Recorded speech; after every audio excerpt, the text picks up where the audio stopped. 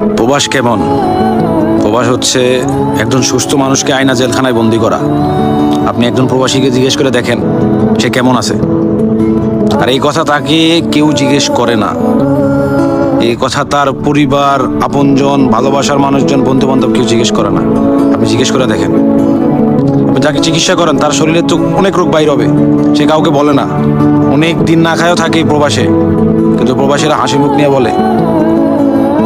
তারা জিজ্ঞেস করেন তো মন থেকে কোন দিন হাসছে, সে বলতে পারবে না। তার শরীরের চেয়েও তার মনে অনেক ক্ষত, সব কথার ক্ষত।